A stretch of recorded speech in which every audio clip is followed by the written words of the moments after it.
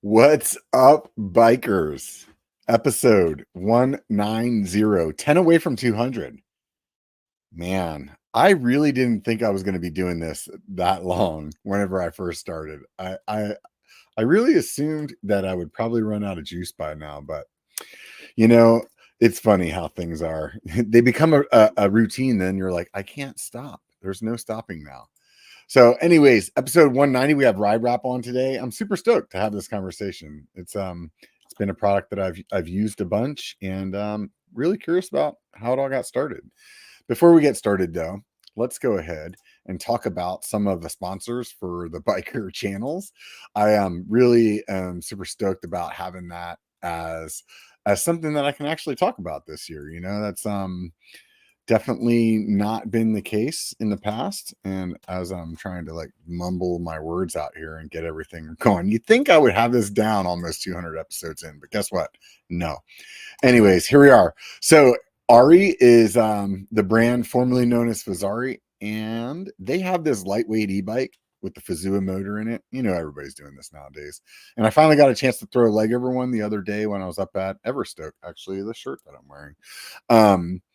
And it was really fun. It's very similar geometry to the Delano that I've been riding. So it's like basically just a trail bike, and it has enough power to like take the edge off, and then still is light enough and nimble enough to be feeling like a pretty regular bike. So anyways, if you're thinking about picking up an e-bike or a lightweight e-bike, swing by Ari. If you don't want that and you just want to spend a little tiny bit of money, but not a lot of bit of money, there's a small batch of gloves coming out from Tasco right now, the Ridgeline Tropics. There's some designs that you see online that don't do them justice when you're in person, and I think this is one of them. Like, I am not like a big like tropic Hawaiian kind of a guy, but when I saw these, I was like, man, I already have too many pairs of gloves, but these would be good to add. So if you're thinking about picking up a new pair of gloves, use code BIKER, B1KER, and save yourself a little money. Last but not least, Callie has been a big time supporter of my channels since almost since the beginning. And like I mentioned last week, they got this color drop going on, but it made me reminded me that I haven't talked to you guys about, they actually do some moto stuff too. So some of you guys are maybe looking for a motorcycle helmet or a moto helmet. They have that as well. And my code works there too. So it's 30% off. B1 Cali 30 and save yourself 30%. Otherwise, if you don't want a motor helmet, this DH Invader, this color drop is so sick. If you're listening to this on the podcast, honestly, you got to go look at it. It's like this weird zebra rainbow kind of thing. I low-key want to get one before I go to Whistler, but I don't have enough time. But man, that thing's sharp. So anyways, let's go ahead and talk about bikes. That'll be much more fun. We'll bring Dan on. How's it going, man? Hello. Thanks for having me. Yeah, dude, I'm super stoked to talk, man. Honestly, it's been one of those episodes that I'm like, man, I would love to chat with this guy, and it's been a while. So, how's life been treating you? Yeah, good. Actually, I got to go out for a little ride this morning. It was sunny, and it would be rude not to. So, right, we did some potentially illegal trails and had a great time. Yeah, I was talking to somebody somewhere along the line, and they were like, "It's not illegal; it's yet to be sanctioned." We call them influencer trails because people go and build them to take shots for influencing, and so we ride the influencer trails. It's all good. There you go. That's awesome. I'm actually going to go to Squamish for the first time in a couple of days. I'm super excited and honestly like nervous at the same time.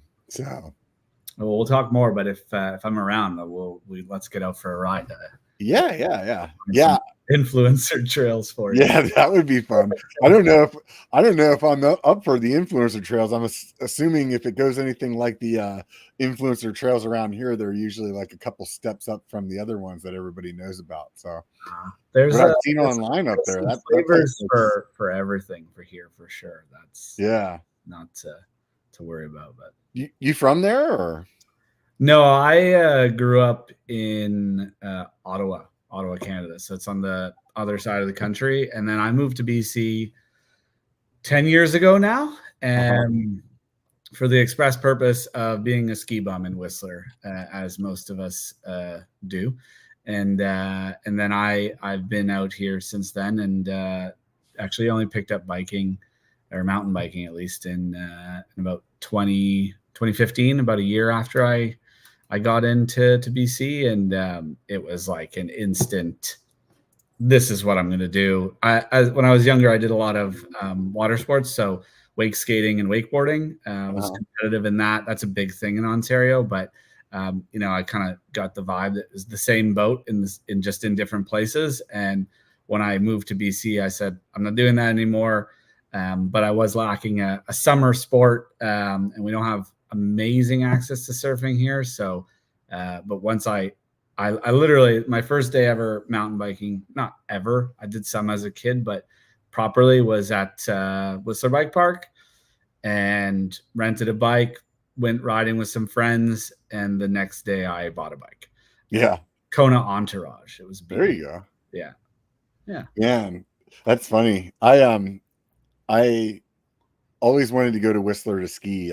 After I got back from living in Europe and skiing the Alps, I came to California, and like Lake Tahoe's there, one of their best places to ski. And I remember getting there and being like, this is what's good in the US. Like, I don't know if I can be a skier in the US.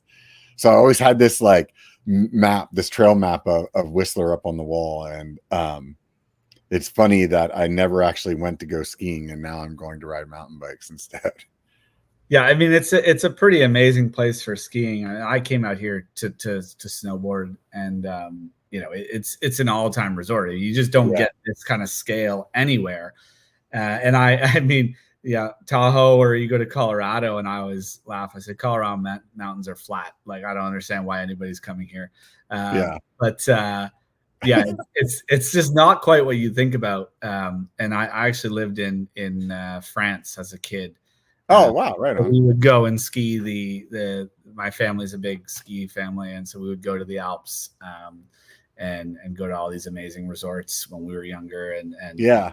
So to come out to Whistler, it's definitely some big mountain stuff, and you're not gonna be sad about it. You'll probably be sad about the lines that you find on a powder day, but if you can get over that, you're gonna probably have a good time. Right on, man. So what year was it you said when you started mountain biking? 2015. 2015. So not very long. How long were you riding before you're like, I should start a business that has something to do with bikes? Well, I guess RideWrap really kicked off in that's my first business in bikes.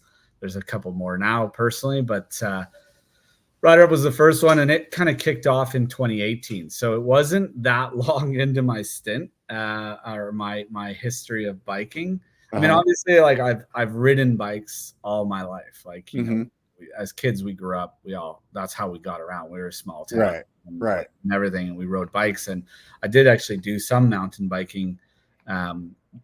Funny enough, at summer camp, and they'd give you a day, and we'd go mountain biking, but never really got into it. I was more into the water sports and obviously the snow sports, but yeah, it just kind of it took like wildfire. And to be quite honest, I probably took it a little bit of a different approach than others. I mean, a lot of people start trail riding, they get a nice trail bike. I went straight to downhill. I was like, this Whistler Bike Park is the greatest place I've ever been. And I just rode, and I was like loving flow trails. So there's always a joke with some of my friends, because I could hit the infamous crabapple hits before I could do any tech trail.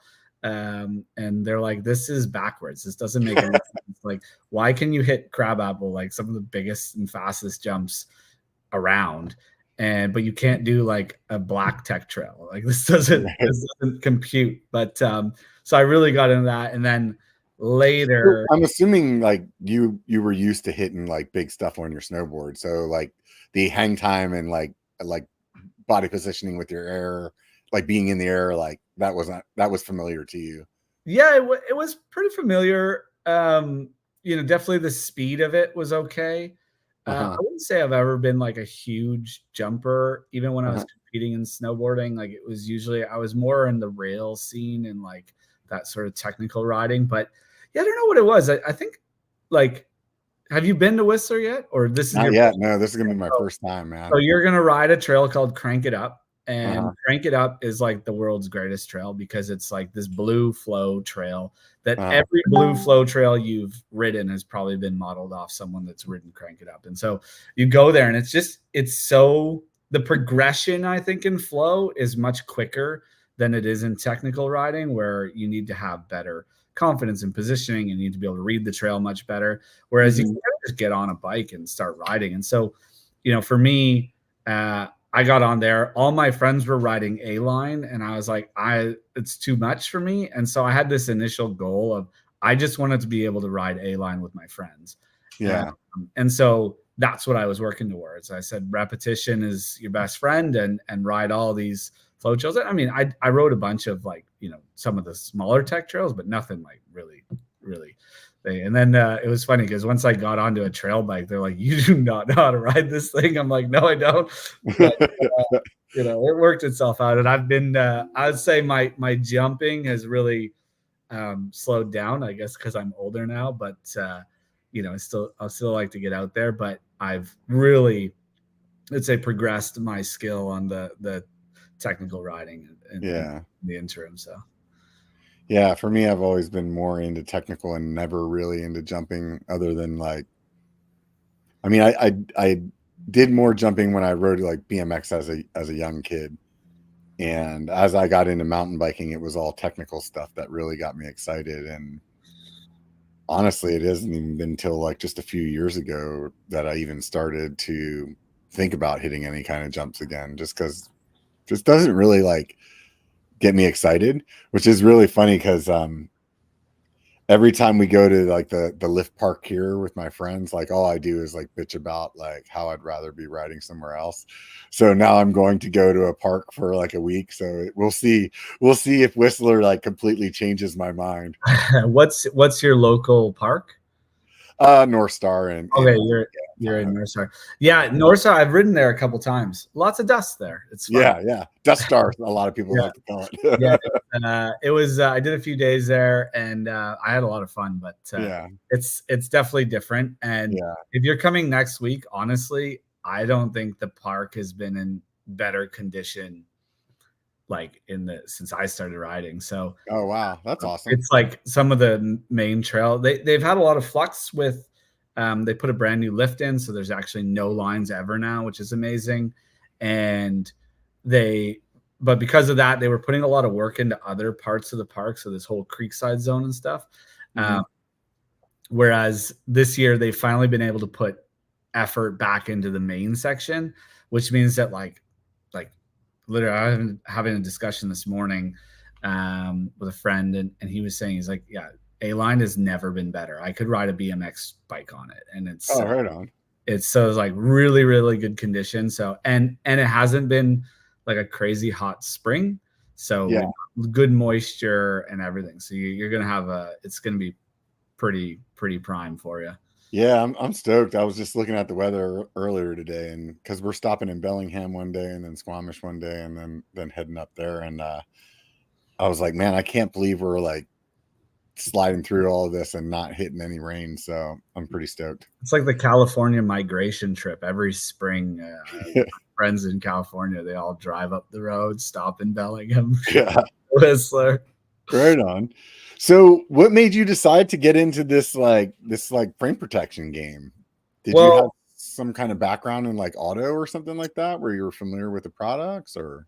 no, so I am only one half of the kind of leadership team, or not leadership, but the founder team. So Mhm. Callum, my business partner, kudos go to him. He was the one that kind of started, just got it going. He was working in automotive body and paint. Oh, okay. Makes He's a sense to me then. British fella. He's always done that. And he actually moved to Whistler to be with his girlfriend was here. And so he's like, I'll move there. Anyways, biker, dirt biker, likes all this stuff. So he decided he was going to paint his bike. So he had a demo 8, I think.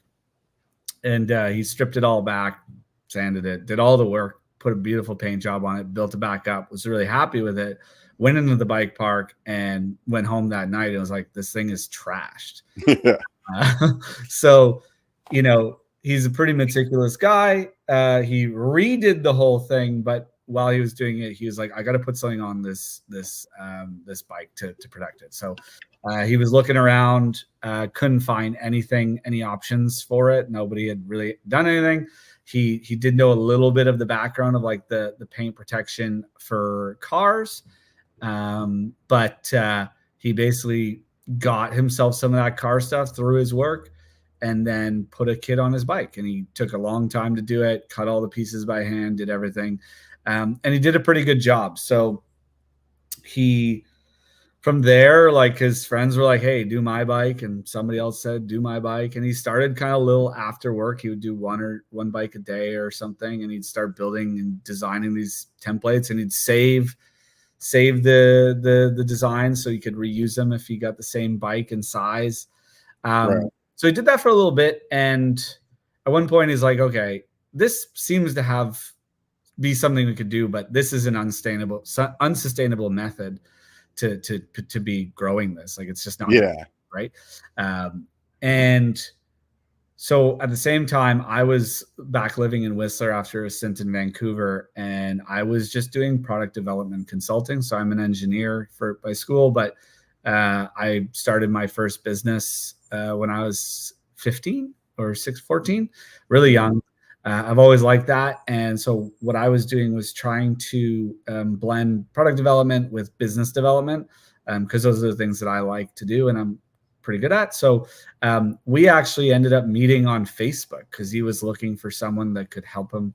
I can't remember. It was like that knew how to use Illustrator or something. And I was like, I don't know. I need a job for a day. Like, I just need to do something. I had a broken wrist at the time from crashing my snowmobile into a tree. So I was kind of, I need to do something with my day. And we connected, and he kind of told me what he was trying to do. And I thought what he was doing was a bit silly. So I didn't really do any work right away. Yeah.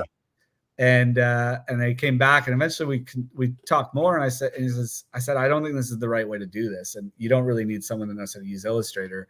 You need someone that can develop the product and do that. So that's where we kind of connected.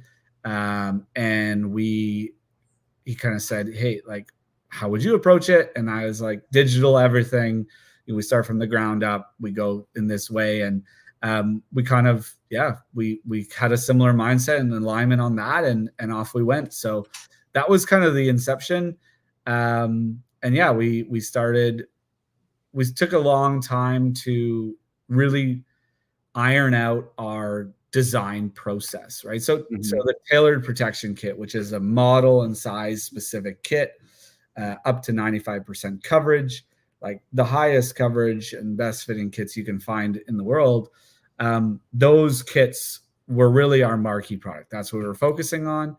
And so it took a fair bit of time to really dial in how we were going to do this and how we were going to get it consistent and everything before we actually went to market. So it took, I think it was like 9 months or something of just working on this project and figuring out how we do it, starting to build the library a little bit before we officially launched in late 2018. I think it was November 1st. And so how did that work for you guys going out there and like getting your designs? I mean, I would imagine that if you reach out to bike companies and you're some guy that says, I'm going to start this company, give me your files, they're like, yeah, whatever. And so like, are you like, just like got friends at bike shops, you're going in there and measuring stuff, or how'd it go? Yeah, it's so a bit of the secret sauce, but our fundamental process, everything's digital. So we need to get measurements and or CAD or something like that to be able to do our designs on it. And so that's kind of, like I said, the secret sauce of how we do that. We don't tell everybody. But so that process, started. And you're totally right. I mean, connecting with brands, they're like, who are these two guys? And right. They're doing whatever the hell they're doing. And thankfully we were in Whistler. I mean, to be fair, like we did have good support from the community. Right. But we ran our install service business in tandem while we were trying to grow our product business. And, you know, all the businesses I've been involved in, like we've never been funded. They're always bootstrapped. And so this was great because it allowed us a little bit of a revenue stream where people would bring us their bikes. We could measure them, design a kit. We could then have that data, and we also got paid to do that work. So, you know, that's how a lot of the bikes in the beginning, how we got them, right? Because great access to bikes here in town. We were able to get a lot of the heavy hitters through. We had good relationships with some of the local bike shops. They started selling the service for us. So we had a little bit of a flow, but we really didn't have any traction with some of the brands. Today, it's a bit of a different beast. We had somewhere in the range of like 300 to 500 bikes every month. That's crazy. That's crazy. It comes from like a variety of sources. So now, you know, we were talking about our offices, and you didn't realize that we were based in Whistler. Well, we have our office in Santa Cruz. We have the office in Golden, Colorado. We have an office just in Surrey, UK, just south of London. We have one in Melbourne, Australia, and we're in the process of opening 2 more this year and another one. So these service businesses on our own side have allowed people to continue to bring us bikes. And we also do have, now that we're a bit bigger and more you know, established, we do have great relationships with a lot of brands. I think we're 85 to 100 brands that we're working with in some capacity to make sure that their bikes have protection available for it. So, you know, we kind of are opportunistic, and wherever we can find and figure out ways to make this happen, to keep this flow of bikes going is really important for us. We want to make sure that we have that when someone comes to our website, we can offer them up to 95% coverage for their models. So yeah, totally. That's rad, man. I mean, at this point, it's a real business. You know what I mean? It's not like 2 guys just trying to figure it out. No. So our team is about 45, I think. Yeah. So it's a real business. We've got an HR person. Yeah. Right. This is a thing. You're right. You know it's real when that happens, right? So like, did you expect this when you guys started? Where you're like, man, this is going to be a great idea for a little bit, but did you expect to get to where you're at? Yeah, I mean, I think for me, you know, I came at it and was looking at it from a product and market developer perspective and said, where can we go with this? And realistically, what's cool about the business is that it's product agnostic. So we work with all these different bikes. So it's not just working with a stump jumper or a mega tower or, you know, or an Aspero in one bike. We work with the whole gamut. So the potential customer base is vast. Right. And, you know, what we're doing is introducing a new market, which is challenging, but the potential has always been there. And, you know, for us, I looked at it and said, what is my potential market? Well, let's say they make 150 million bikes a year. Well, some percentage of that's mountain bikes. And we know that, you know, from a mountain bike perspective, it's like a no-brainer to use this product. Right. At one point, you will throw that bike down the hill or off to the side or something. You're going to not be on that bike and it's going to be moving without you. So like from your perspective of mountain biking, it's a no-brainer. And so we just looked at that and said, look, there's a lot of runway here. And what could this get to if we take the necessary steps?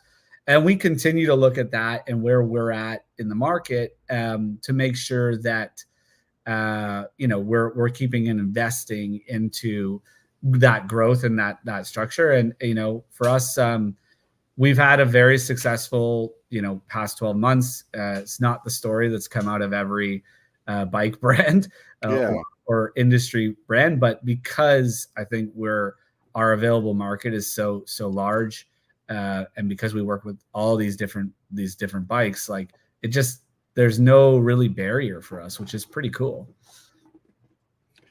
Yeah, I'm stoked for you. Honestly, like to be able to come up with an idea and, something that really is something that was truly needed, and then to be able to see it become what your company has become. I think that's super rad. That's the kind of thing that makes the next generation of entrepreneurs like, hey, maybe it's worth trying, like, Well, the old adage is that everybody will tell you that it's stupid, it's not going to work, it's small and everything. Yeah. And I mean, we had all of that, right? I mean, we still will get on our like press releases and stuff, like we'll still get the pink bike commenters that will say, just ride your bike. Character is meant to be there. Bikes are meant to be ridden, this, that, and the other. But the positive feedback is what really drives us. And as a person in my position where I work on RideWrap, yes, but I also work in other businesses, helping grow them. That's kind of been a bit of my niche, I guess you can say, is like helping people grow in a bootstrap kind of method.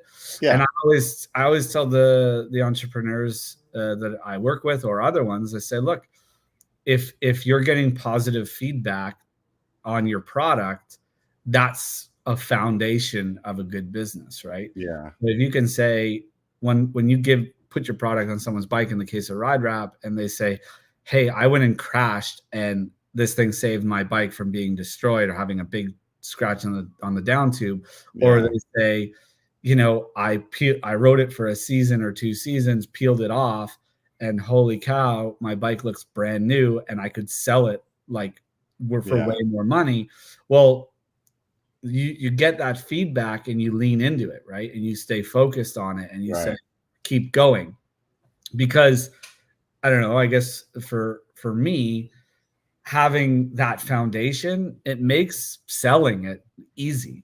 It makes having people return to buy again easy. And that's those, especially the returning customers, is what's going to build a growing company, right? So, you don't have to convince everybody every time. And then once you convince them, you don't need to convince them again. And I think that that's a key part that I look for when it comes to businesses and how we're doing, right? So, yeah. Yeah. I think in terms of the pink bike haters, like at the end of the day, there's plenty of people that feel that way. Like, bike's a bike. It's supposed to be scratched up or whatever. But I can tell you right now, there is no person, I don't even care if you have that personality set. When the first time you drop your bike and you screw up the paint or it's also, nobody is just like, I don't care.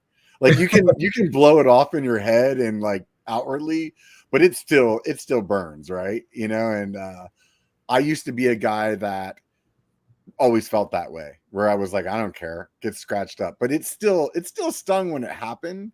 But I think the thing that really changed it for me as far as your product was whenever I would because back then when I had that opinion, I was a guy that bought a bike and rode it forever, and now I'm more in a position where I ride a bike for a season or 2 and then I'm trying to sell it. And that is where your product really, to me, was like, wow, this is a game changer in terms of keeping your resale value of your bike good. And then once you get used to it, like staying looking nice, then you're like, well, even if I wasn't selling a damn thing, now I want it to look good because like your product works so well. Yeah, it's there's a lot of reason different people buy the product and what it is. I think the core thing that I've always thought about, and I look at it like this. I mean, when you're a customer or you're a rider, you go into the bike shop and you're like, I'm going to buy a new bike. I've committed mentally that I would like to buy a bike, right? So whether that's a commuter or a mountain bike or a road bike, you've committed that you're going to do this, right? And you usually set yourself a little budget. So, you know, the wife tells you got $1,500, or you've decided that I can afford $2,000 or $5,000 or $10,000, whatever it might be. Well, the reality is 9 times out of 10 is that you walk into that bike shop and you end up spending more than you budgeted for. And you're excited about this thing that you've bought, right? You've committed that not only am I going to spend my budget, I'm actually going to spend more, and I'm going to push it because I saw something that I liked. And, you know, like people's cars and stuff, like these are not cheap things, and you do want to feel pride in them. And that feeling, that singing feeling of like, oh, I just destroyed my bike, or I looked at it, or like crashed it, or I scraped it on a pole, or whatever it might be, you know, that's not a fun feeling. And every time you look back at your bike when it looks like that, you kind of get this demotivated feeling. You're like, oh, that sounds kind of like beat up or old. And so that's the core, I guess, like thing we're trying to maintain for people is, yeah, resale value is great and everything, but to maintain their bike and the quality of that bike mentally is kind of what we hope the product achieves, and it seems to do a good job of that. The resale value is a great benefit. It stays looking better for longer. That's a factor of the film and what it can do and how durable it is.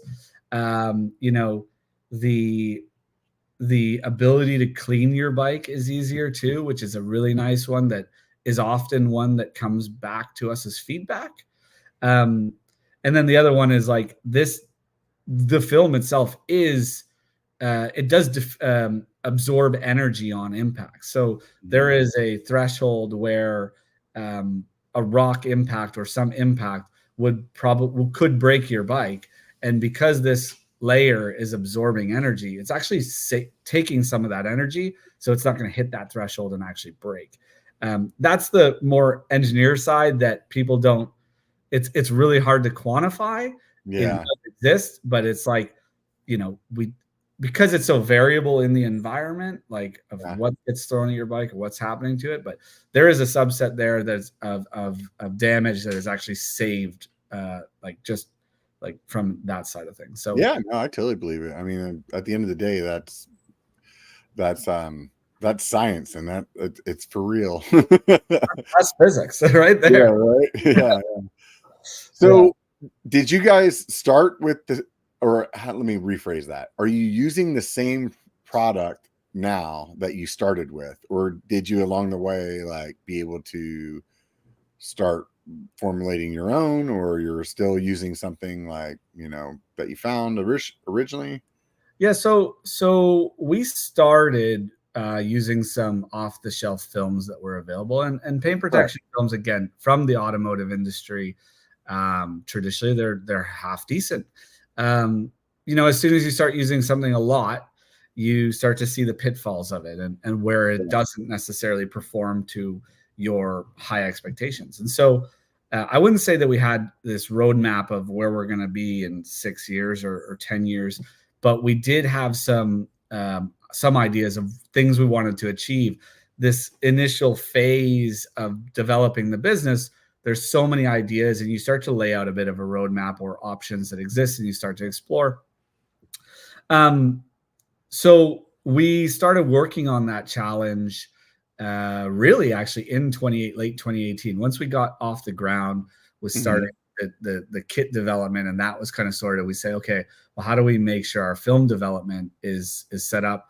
And you know, we explored a lot, and we eventually, well, we defined what worked for us and what didn't. And this came down to an interesting concept for me, at least, is that so films that are designed for cars, their cars are like fast moving, but you don't get a lot of big rocks being thrown at your car, right? Like they're little dust and little kicked up from people's tires in advance. And like occasionally you get a stone, not even that big, and it'll chip your windshield, and then you'll be annoyed at that. But like that's still pretty rare.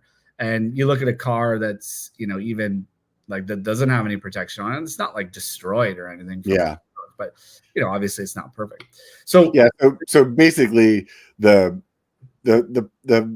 material that you can get for cars is definitely not going to be the same material that you want to use for bikes. The use case is different, right? So Yeah.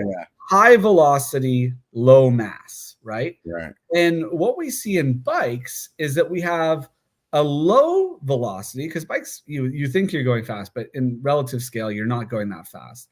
Right. And the stuff that's getting thrown at your bike is not moving that fast.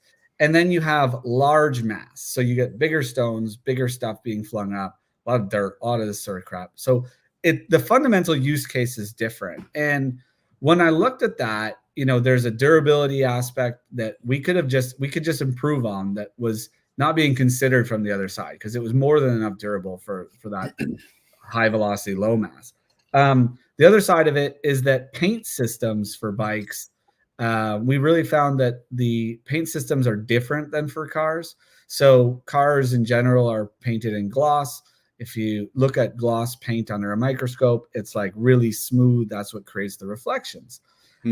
Whereas matte paint quickly was evident to be a bit of a challenge from an install perspective, because matte paint under a microscope is like peaks and valleys, right? That's what removes the reflection. So we have the durability factor, we have the installation factor, and yeah, so those were kind of the two core points that we really investigated and dove into, and that was now my year's gonna get, so I think it's 2021. We launched our first bike paint protection film.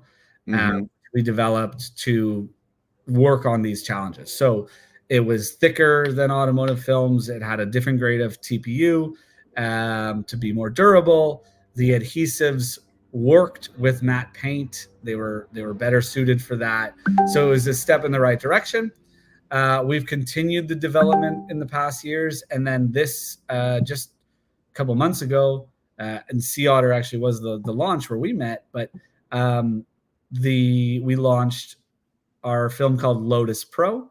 And so this is internally, it's our third generation film, but it's Lotus Pro. It's now more durable, it's thicker, and it's has an even better, more tuned adhesive for better install and long-term longevity.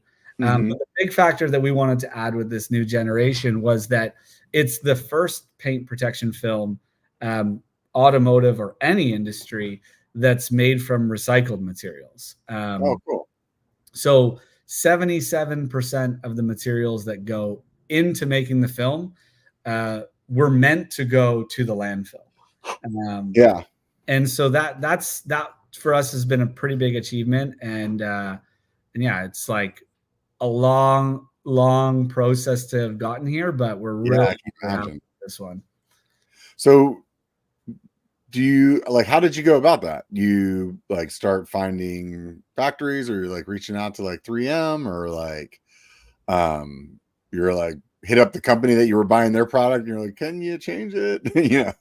Well, yeah, I mean, we did exactly that. We talked to originally we were hoping someone would do it for us. Right. Obviously, that would have like, this would be good for you guys too. They're like, yeah, we're great. This is, you get us in there, we'll buy product from you. But I think for them it wasn't their focus. They're focused on their markets and their customers, and so they do that development. So there was always some like caveat of like, what will they do or won't they do? So we started understanding, and we did the research, talked to a lot of chemists and materials people that could help us define what these goals were, right? I mean, like any product, you need to understand what you're trying to achieve. So we tried to define those goals, and then we started to test. So get some lab samples and some smaller samples to really develop those what the mix is going to be. And I would say, like, in all fairness, our product in the paint protection world is evolutionary, right? We're not saying we've reinvented paint protection film. We've just taken it and put the time and effort and money to develop it for bikes. And what does that mean for us? Coincidentally, the film's actually still really good for cars. And so now people have been asking us to use some of it there, and we're like, yeah, all right, whatever. So that's kind of the process. And then, yeah, you gotta got to find factories and figure out who's going to make it for you, find your suppliers of the components, and then put it all together and yeah, kind of start there. Is that something you go through like the patent process for, so that you can like license that to other companies? Or so the patent for TPU based paint protection films ran out some years ago. So it's not, from a film perspective, it's more of a trade secret mixture okay, as opposed to a patentable thing. So it's like a recipe. So as long as you don't share your recipe, then people don't necessarily know how you do it. Exactly. And I mean, again, like I think it kind of comes with the territory that we're the guys in this industry. So obviously we're going to go there. And if somebody else wanted to make these films, they'd probably want to just sell it to us, given we're the people that are going to use it and do that. So yeah, I think what I was thinking more along the lines of is like, oh, like you were saying with cars, like, so maybe there's this company that already has, you know, they want to go down that path of like, hey, we think your material's better, you know, so should we buy it from RideWrap, or should we figure out how to make it ourselves? You know what I mean?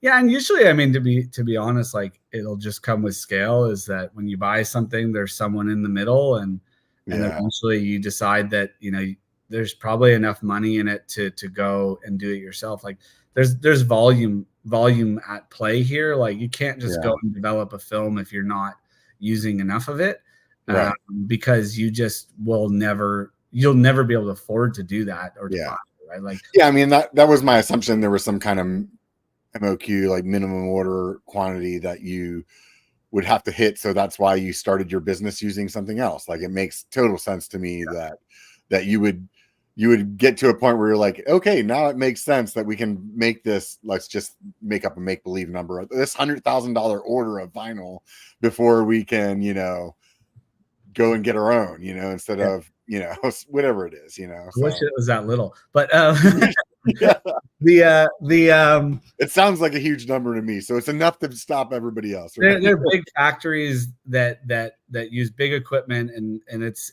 a whole process, right? And yeah, but you're totally right. I mean, there's MOQs, and you got to do it, and different factories have different MOQs, and so like, you know, if you and even within our generations of films, we've moved from certain factories to be able to access better equipment and to do this so that we can deliver a better product, right? And it's always a process, right? Product development in general is a process. You look at any product and you look at their first iteration versus their current one, and you continue work as your business expands and grows. And I think there's no finish line, right? Like we're not saying, oh, we just launched Lotus Pro, we're done. No, we're going to actually continue development. We'll take the feedback that we're getting, and we'll say, okay, what are the next ideas, or what could we potentially do?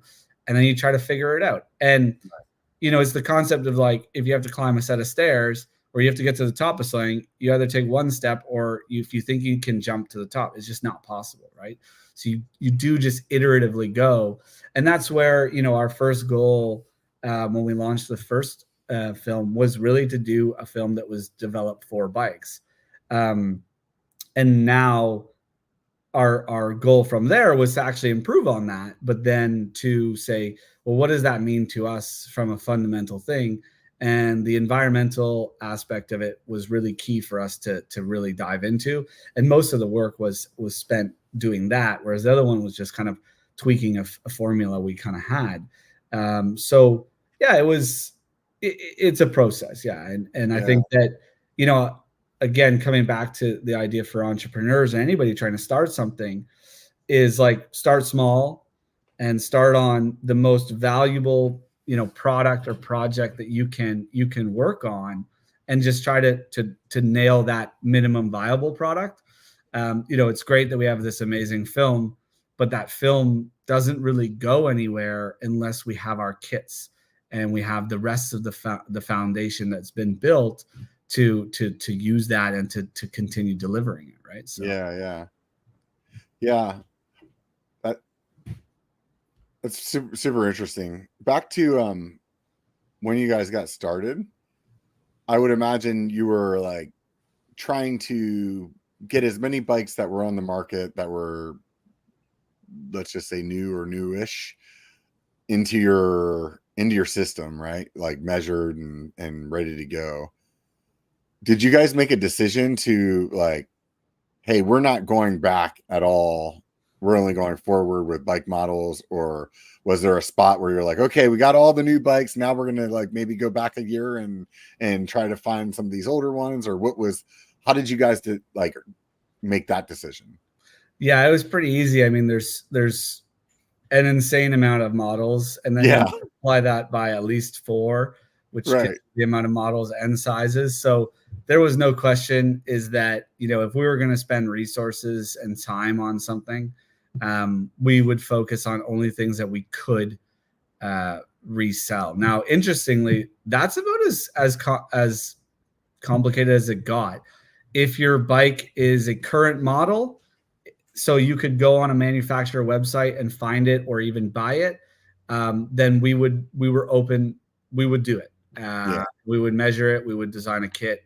And you know, it's pretty crazy to see that, like, once we would put up these random bikes and we would say, and I remember distinctly saying, the team said, we're never selling this kit again, never.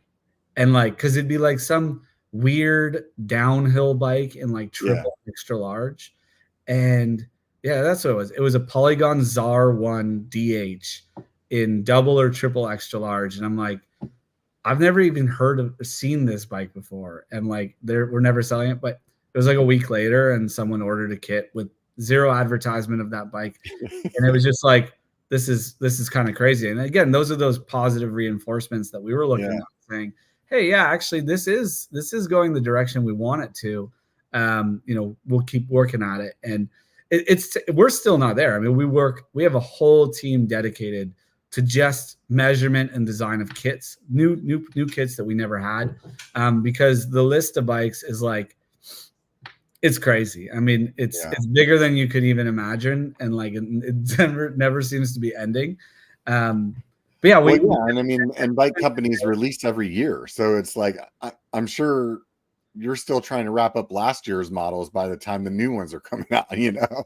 Well, and that's even if you just think of like the big brands and the big American brands. I mean, you add in like markets like Australia and Indonesia and Europe. Like, just think of all the brands that are in Germany that only sell in Germany. And you're like, holy cow, like that's just one country. And these are all over the place. So, you know, it's a huge job.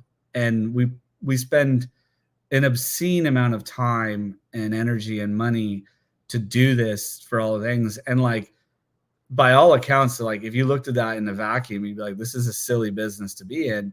But obviously we found our way to make it work. And to be honest, the internet has been a huge part of that, direct to consumer business. And that whole e-commerce option is one of the fundamental reasons we've been able to do that, at least to be able to start. But yeah, like even today, when we go to measure bikes, we only measure current model bikes.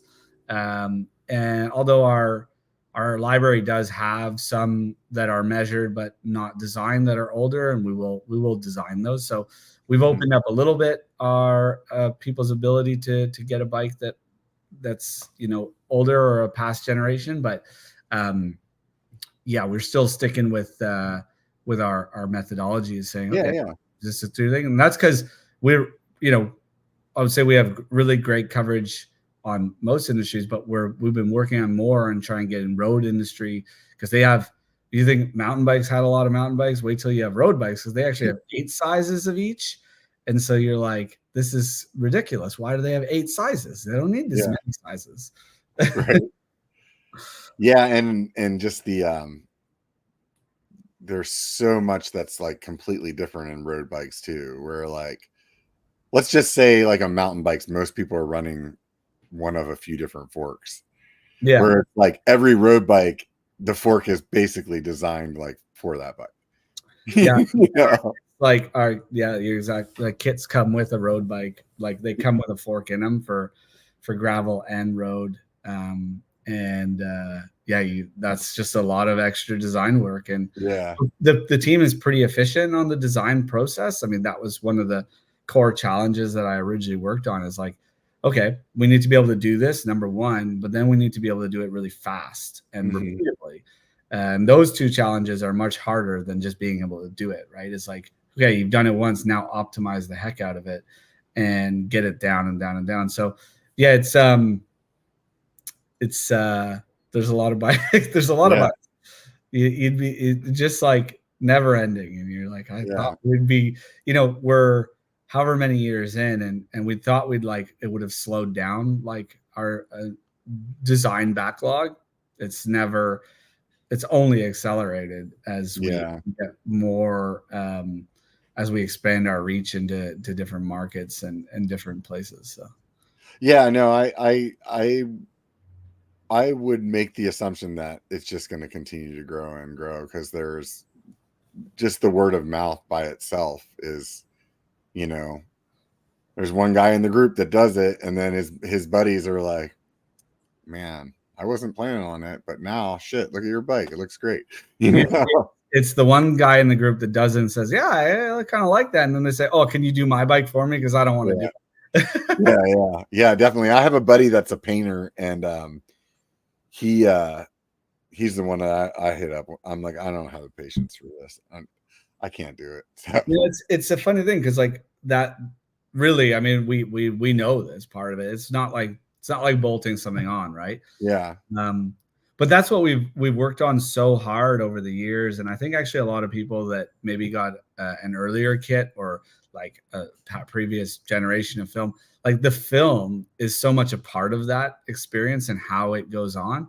And like, I would say I don't know how I'd quantify it, but like it is easier today to put a kit on than it was 4 years ago.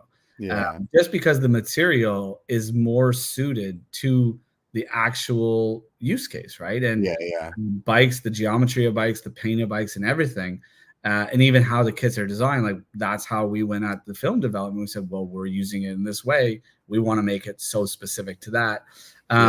So yeah, it's always a message we're trying to share about how it's DIY friendly. And if it's funny, I usually say, if you read the instructions, I'm sure you can get it done. That's funny. I think that obviously it's an aftermarket product right now, but to me it seems like one of those things where you're like, why aren't companies just selling their bikes that way? So are you guys pursuing like an OEM type of thing, or do you think that there's not actually a market for it in the OEM side? Like they don't really care as bike companies? Oh, so I'd mentioned a little bit about how we work with a lot of brands, and a lot of the brands, and there's such a varied capacity, but a lot of them, especially in the direct-to-consumer space, actually already offer our product, usually as an add-on. So some of them will just add it on and they'll throw the kit in the box for you, or some of them will actually put it on at the factory.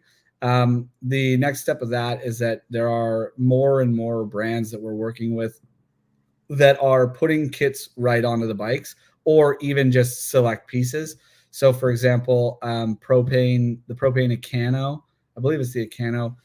We had what we call a covered plus kit, which is a mid-range coverage kit. And they were applying those at the factory to all those bikes. Today, actually just today, the new stump jumper was released. And so on the Olin's coil build, everybody gets a covered plus kit, which is pretty rad. And they also do like a down tube piece and some cable rub pieces, and then a chain wear piece on this chainstay. So more and more, we provide those products. I mean, they're using those films and they're adding them to the box. And like the stump jumper being probably the best selling bike and most successful bike in history, and obviously like one of the originals, to have it in the box there is a great example of how that process is moving forward. So yeah, finally allowed to talk about that today, which is kind of convenient. Yeah, I mean, that had to be a high five moment for you guys, like, dude, this is coming OEM from Specialized. I mean, I feel like it's pretty safe to say that it's either them or Giant that people would consider the biggest bike, company in the world, right? Or Trek as well. So we're pretty ingrained with Trek. So Trek, interesting, is a very interesting business. Not only do they manufacture bikes, they also own a ton of stores, as I'm sure everybody knows, and they have their own distribution that sells, gets product into all those stores. And so we work with Trek, US, APAC, and Europe and UK. So all the major regions where they're selling, and they offer an entire lineup of the covered plus kits, again, which are model specific, not model and size specific, usually around 65 to 70% coverage. And so they offer them across the board. And, it's the biggest challenge with on the factory thing is that the product does take time to install. And so, on a factory level, those guys are trying to really reduce their time because time is money. So they're trying to reduce their things. So having the ability to put it in the box as a kit that's ready, that comes with all the bits you need to install it, a actual solution for it, has been a great development. And we continue to work with different factories to get them online in their ability to install at the factory. And I think, in the coming years, we'll definitely see more and more down this front, especially with the film coming on, being recycled and everything. It's those are key things. And I can't talk about all the other things, but there's always stuff in the works. But those are some of the really intriguing one that people maybe don't realize, like how some of these big brands have picked this up in the way that they can, so that they are having an option available for their customers and making sure their customers' bikes stay looking good for longer, right?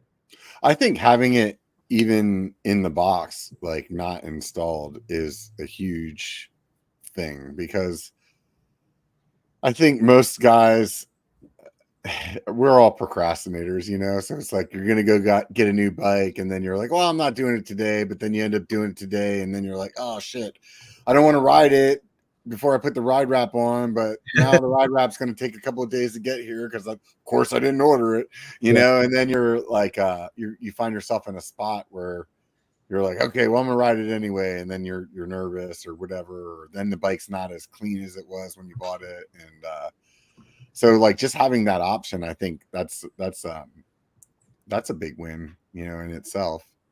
Yeah, I think, and you've hit the nail on all those things.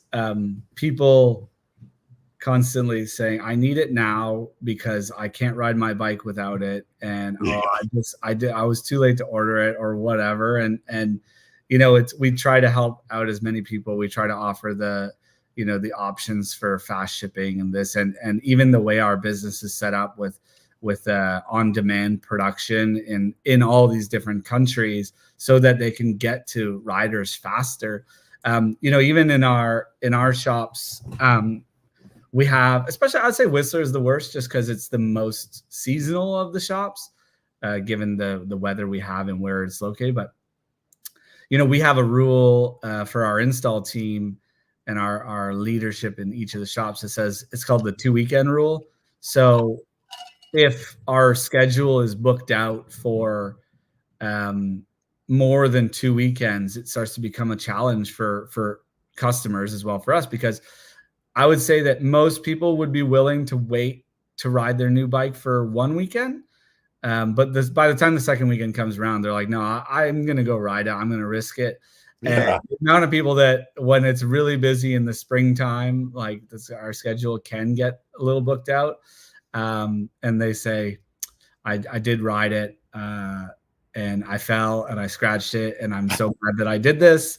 And I'll never do it again, but please help me get your schedule down. And I'm like, we're working on it. We try our hardest. It's just really busy. And, we always kind of say it is DIY friendly, but, if we can offer the service and people enjoy that, we're happy to have them drop off their bikes and take care of them for them. So And correct me if I'm wrong. I heard that you guys sell basically like a cutter to shops so that they can kind of cut the pieces for the bikes on demand as well, right? Yeah. Yeah, it's pretty interesting. I mean, when we started, we were not going to work with shops, Right. distributors. We wanted to be a direct-to-consumer business. We liked that model. We thought we could really support it. But the shops, people were asking the shops, and the shops started asking us, and so we figured out how we could do it for them. And then we started working with distributors who could work with other shops. And so our network is pretty big. I think I'm gonna cross check it right now while we're talking, but I think we're on the pace of like 2,500 dealers that work with us directly, meaning they have accounts with us and they can buy the product, which is pretty awesome. 2,615 as of today. If not a few more, but so what we were finding though is like, they dealt with the same experience. So they would bring in some kits and have them, but because they're so specific, model, size, the bike shop has 4 brands of bikes and they have 5 models each and in 5 sizes each. Yeah, it would be a lot of inventory for them to carry. It's like, why would they want to do that? So I think your idea with the cutter, whosever idea it was, man, awesome. Yeah, so what we found was most of the stores were special ordering the kits, which is fine. We're happy to ship them out in it, but it's like 5 days, and so they have to schedule it. The person has to get on board. So there's a little bit of a barrier there. Yeah.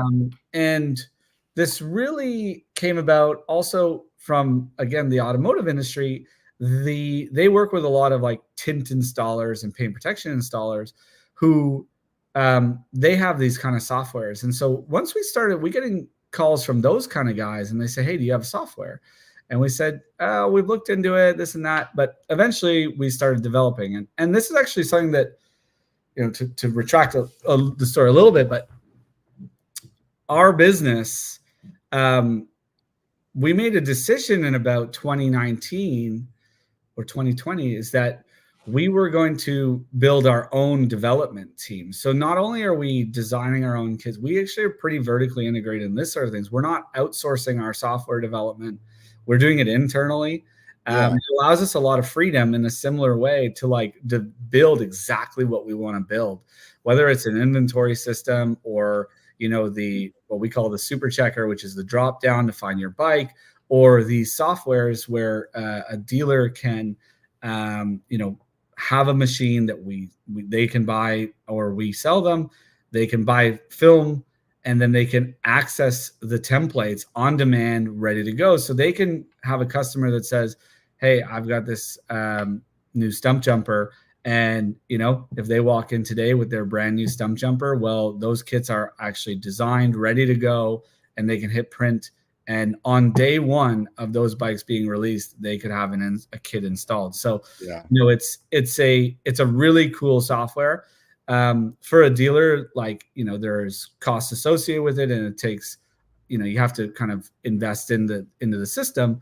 Not very high investment, but once they're out doing maybe one kit a week, they're in a good position to get some additional margin, better ease of use, better scheduling ability, and all these things. And it's been a successful rollout, and it's been pretty cool.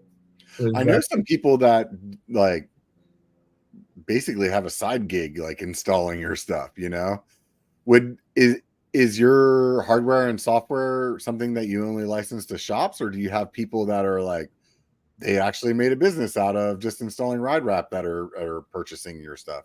No, there's I don't know all of them, but there are a bunch of people that have independent installers, whatever you want to call it. And we're totally open with it.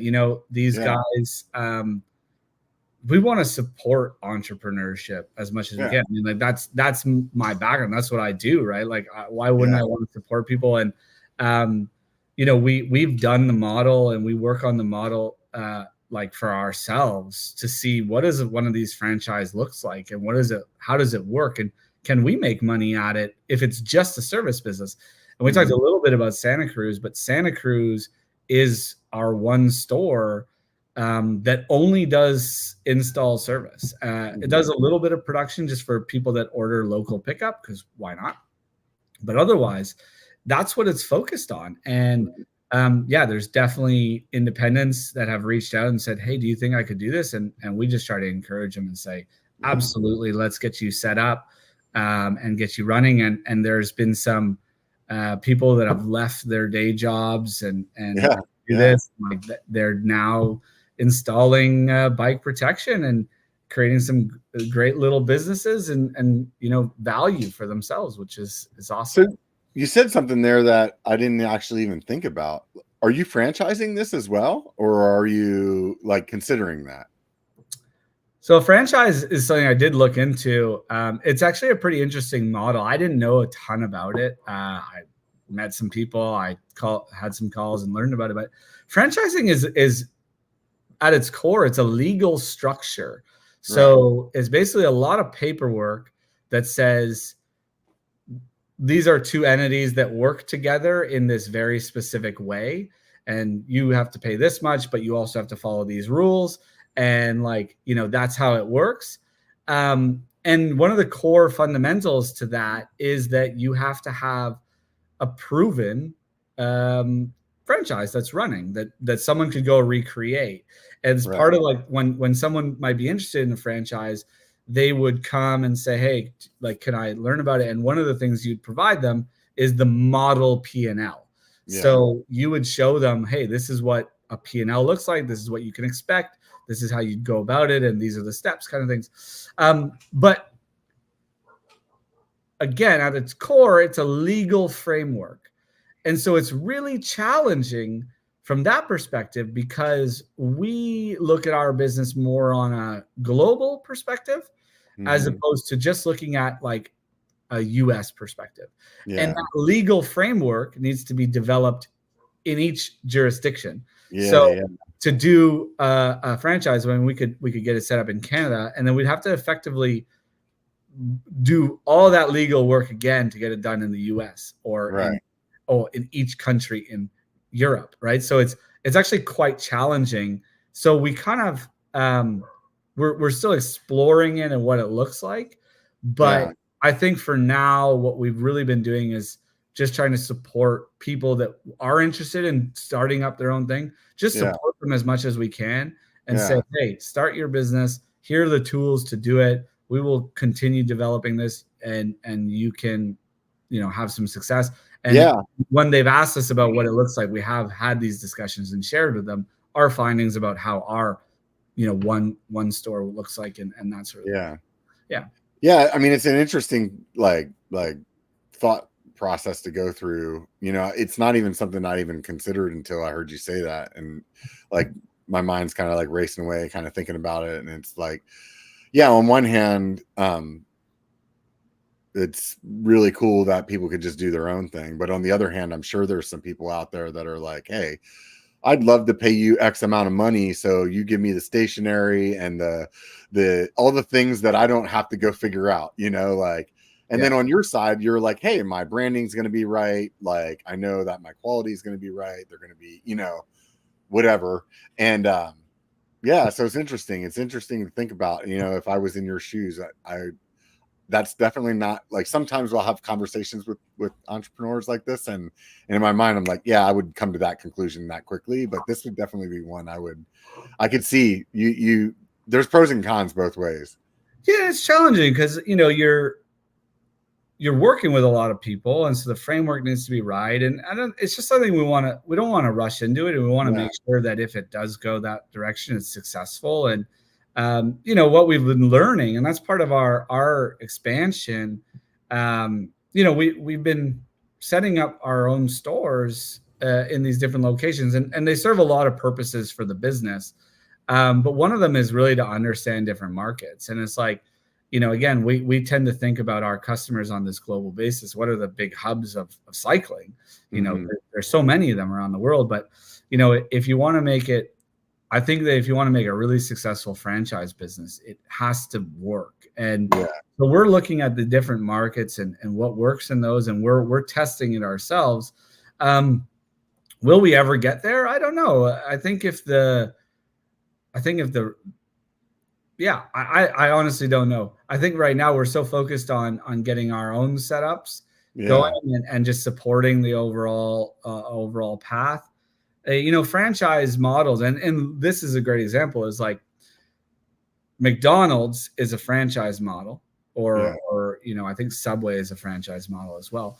Starbucks is not a franchise model, right? So these are two mega multinationals, and there's not only one way to do it, right? And I think that's the important thing to remember, is that there's so many different ways to approach it, and we'll explore, but I nothing in immediate that's coming on the franchise side. Yeah.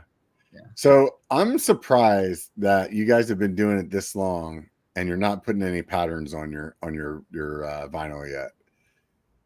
Oh, graphics. Yeah. Yeah. Those of you guys listening, you should have seen the look on his face.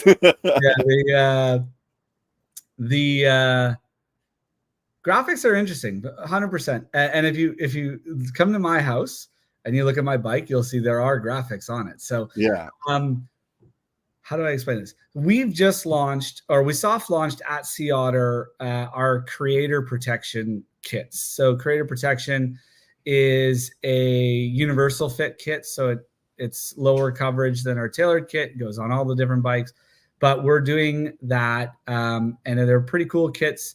There's slightly different approach to some of the other companies on the market that are doing this type of stuff. We're trying to look at it from a customization and doing your own while also having great protection there. So that's kind of our baseline. If you're listening today, expect to see those very soon. And if you're listening not today, well, then go check them out on the website. So that's kind of where we're at, and we're really focusing on collaborations and cool things that we're like, cool people that we like to work with. So that's where we're at on our graphic process. We do a lot of collaborations and projects that revolve around tailored protection with graphics. So, World Champ bikes, or, bike launches, or, video projects and all sorts of stuff like that. And we've used it as an expression of our creativity and what we can do and showcase and make something really cool. But what people don't necessarily realize is how much time goes into like the one kit. The amount of time to design this bespoke artwork, and to then, even just apply it to the kit so that it fits right and looks good, because it's like a puzzle, right? And you got to make sure all the colors line up and stuff. It's quite an involved process. And, realistically, if I said the number, people would scoff at it. Like, it's just a lot. And the same thing when you think about, I want to go to get a paint job, a custom design paint job. Well, you're going to be in the market of $3,000-$4,000. Well, the reason isn't because paint is expensive. The reason is the amount of time it takes to put that design together and do it. Now, if we did it one time, we're not as in depth as paint, because the production time is not there. Well, it's digital design, but there's still a lot of involved time, and the cost to do that is kind of like, it's just not aligned with the market. Now, the second side of this is that we talked a little bit about how people buy their bikes and how much they spend on it. Well, people go and they buy a bike. Oh, I did a thumbs up. Look at that.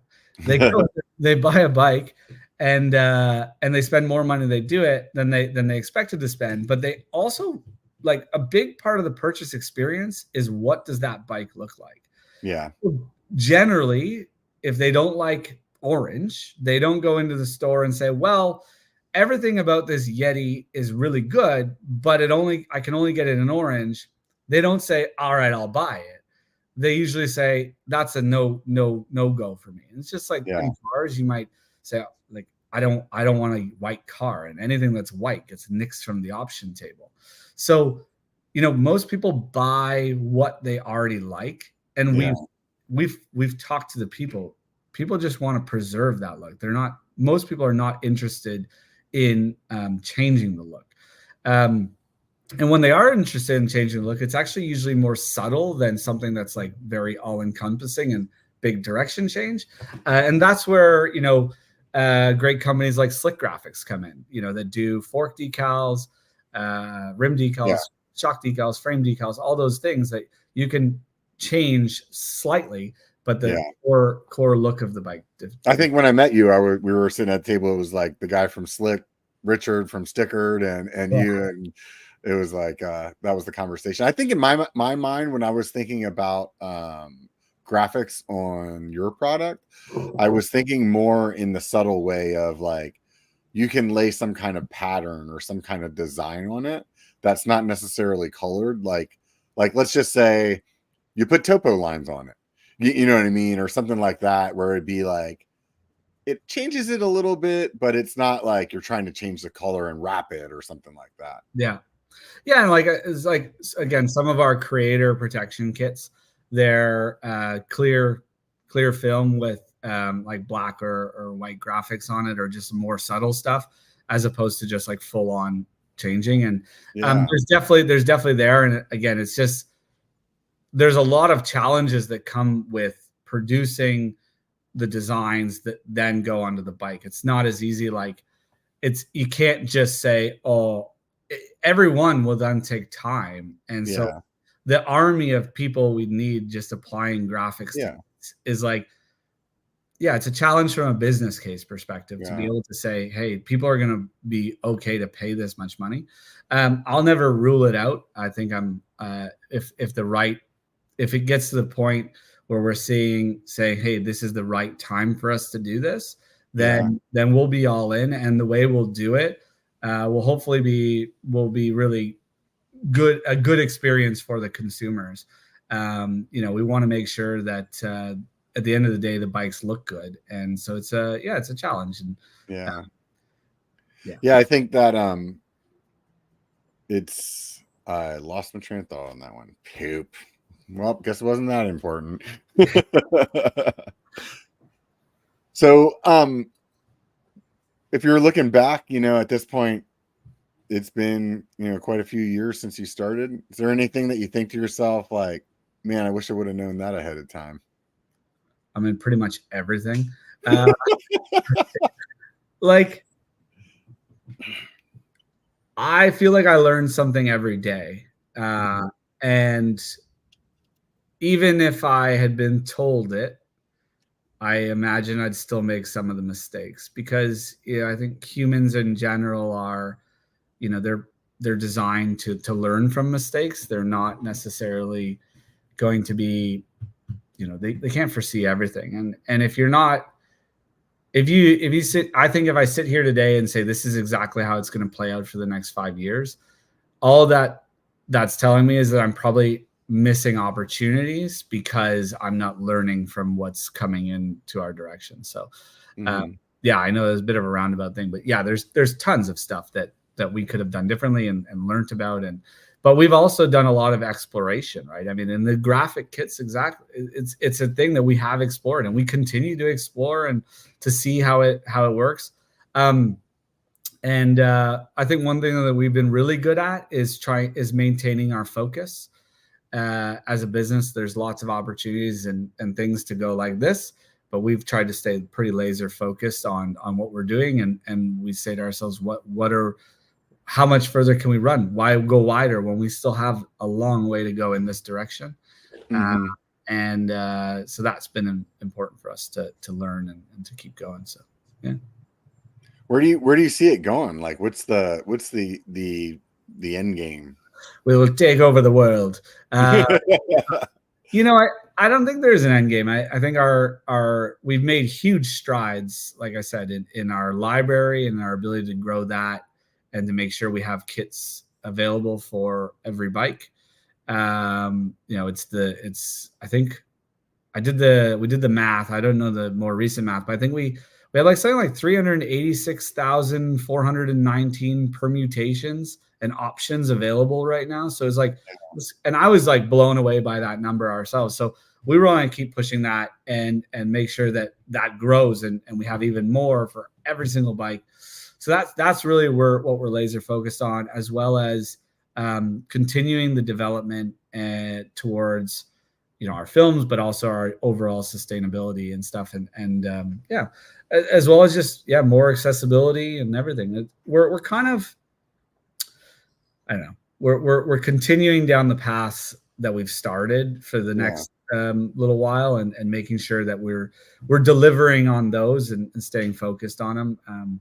But yeah, I think from a consumer perspective, what you'll see is better availability from us, and then even more partnerships, and making sure that the products are available, whether it's straight on the bike or at your shop or wherever you are. And that's what we've always tried to kind of achieve. After we just originally we said, you know, direct to consumer only, but today, and maybe this is one of the learnings, like we've said, no, we're actually very different. We want to work with anybody that wants to work with us, and we will figure out how to do that in every single case that we can.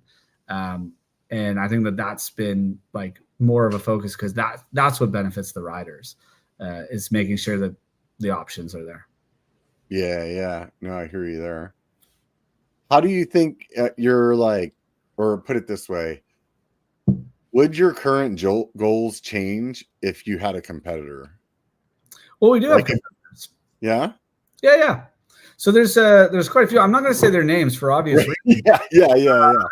Yeah. And in fact, you know, we did learn when we did start that there was actually someone in the market that had been going at it for quite a bit of time. But that's surprising to me, because I mean, I'm not, you know, all see all of the bike industry, but you guys are the only one that I ever hear of. So good job on your marketing.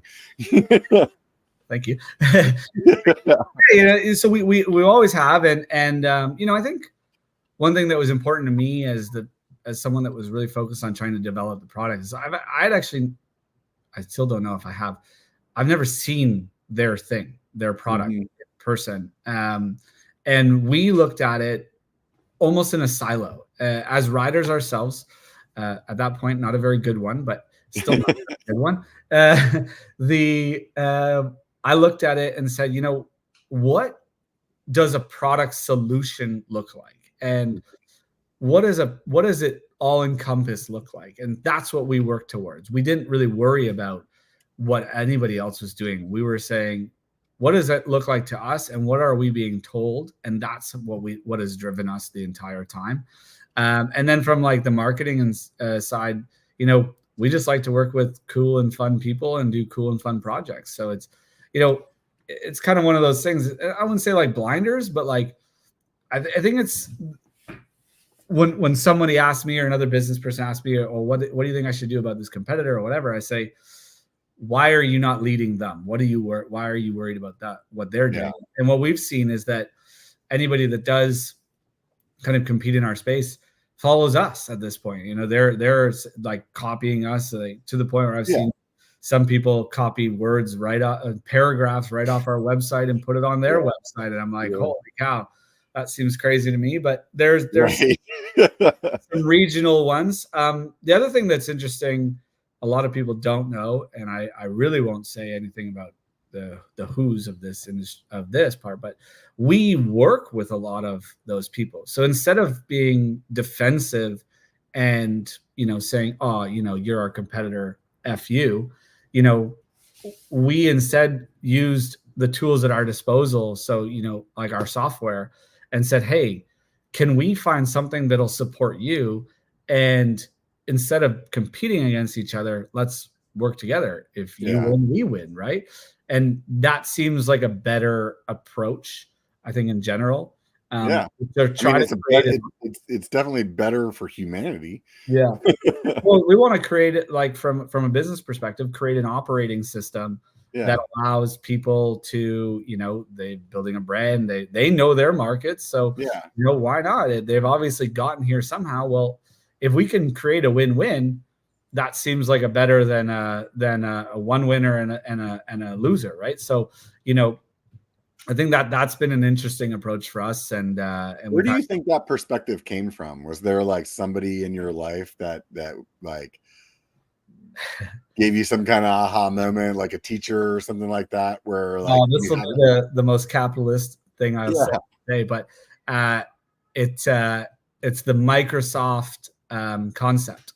Yeah. So the concept is that money flows to the operating system, right? Mm-hmm. So Microsoft is the operating system of the computer, and everybody can build a software and an app and everything, but none of them can work without Microsoft, right? So that's the core. That's the thing that keeps running it. And I think that that's just an interesting business model to me, is like it's something that, you know, instead of having to be the only one, you support it. And, you know, the interesting like example of the opposite of that, and I mean, if anybody remembers like the mini disc, which is a Sony product.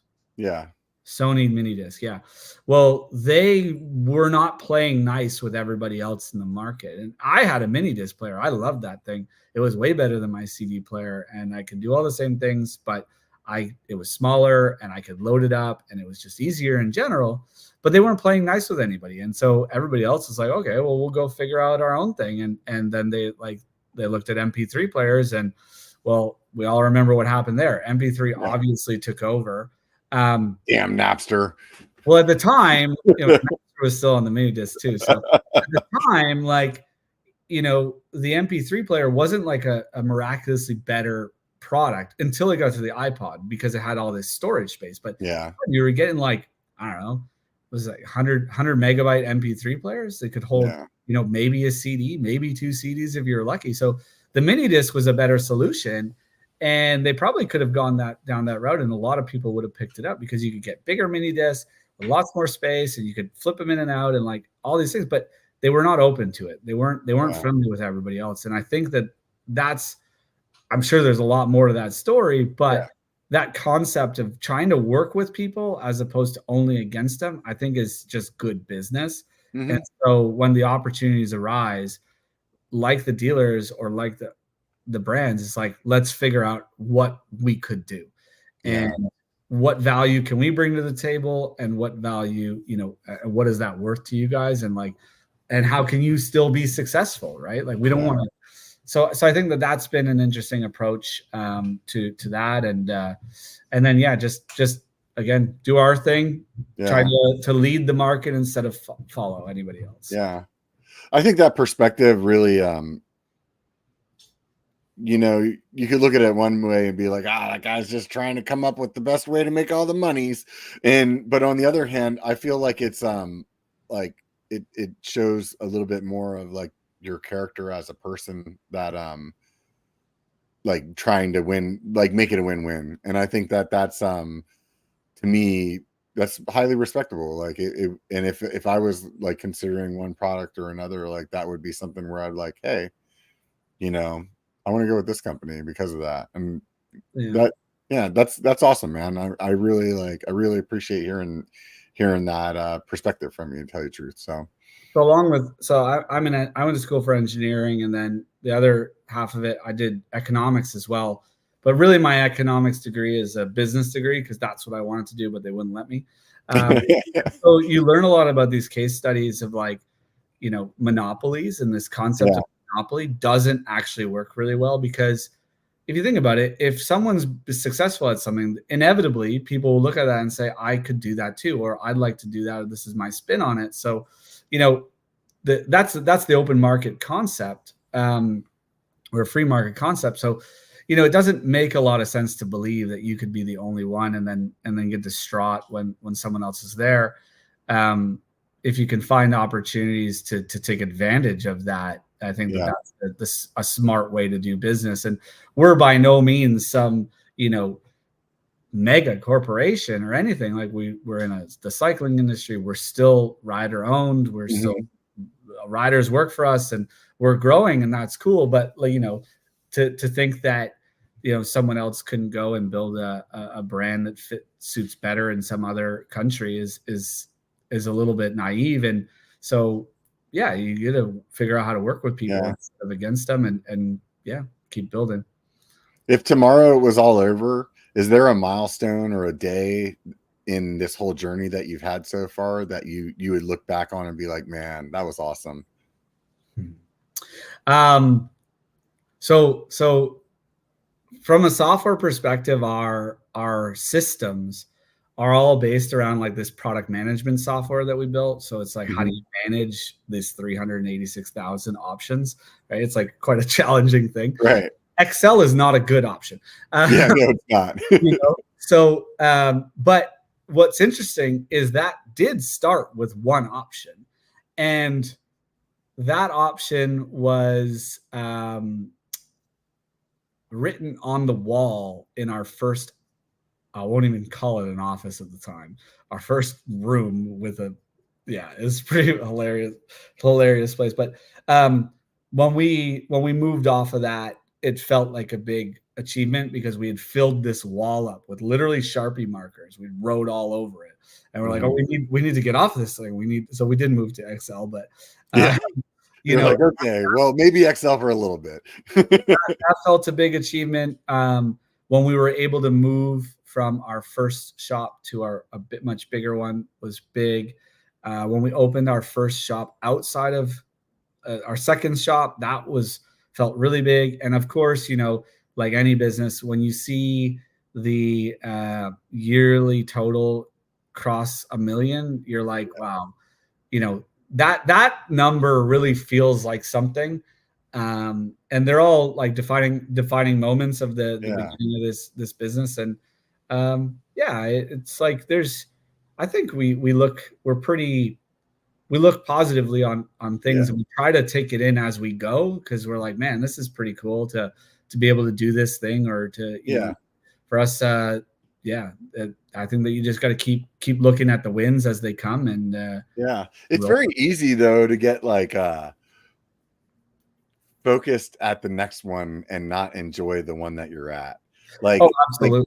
Like with YouTube, I'll have a subscriber number in my mind, and I'll be close to getting that number. And whenever I get close, I'm already now starting to think of the next one instead of being like stoked and like actually celebrating the one that I'm about to hit, Absolutely. And like, I totally understand. I totally feel it. And then, the other thing is like, when your goal gets bigger and bigger, I mean, I remember like, we just wanted to sell, like on the first day, we just wanted to make sure we sold one kit. We're like, you think we can do it?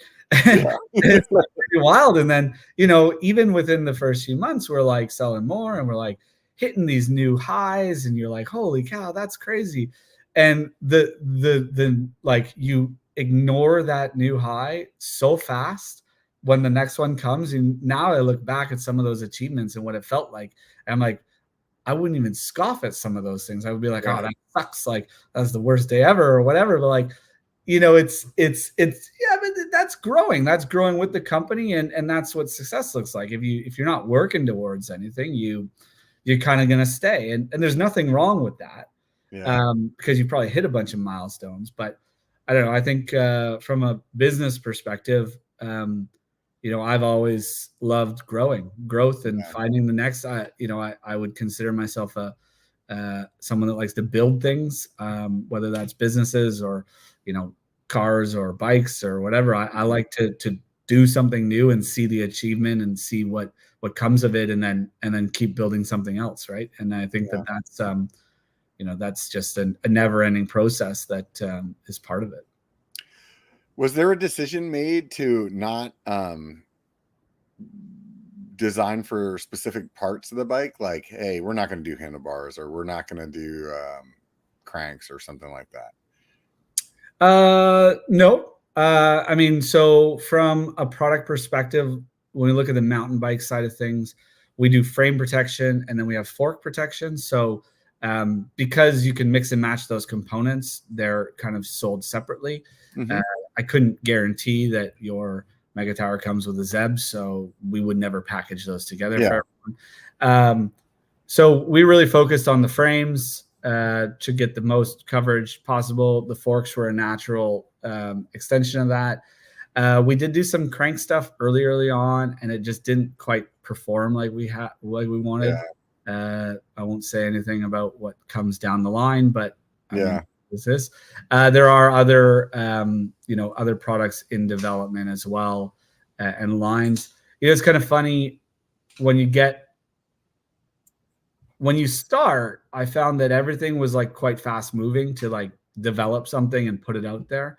It's like we could say, oh, we're going to do forks today, and we just start doing forks. Whereas today, there's a lot more processes and systems and stuff around it, because you have these, 6 production locations that need to make sure, if anything, if you want different films or whatever, everybody has to be stocked, and then everybody has to know what's going on, and everybody knows the process of which boxes to use and the labels and this and that and the other. So there's just more to it now. So again, coming back to it, we've been laser focused on just keeping those designs coming, adding bikes, making sure that those are designed, and kind of making sure, and really at the same time, just watching what the demand is for. I mean, it's pretty get a good gauge from our customer service inbox and say, what do people want? What are they asking about? And it's not as much like trying to drive some new product down their to get growth or anything. So do you miss that ability of being super nimble, or is it more fun to have the bigger challenge?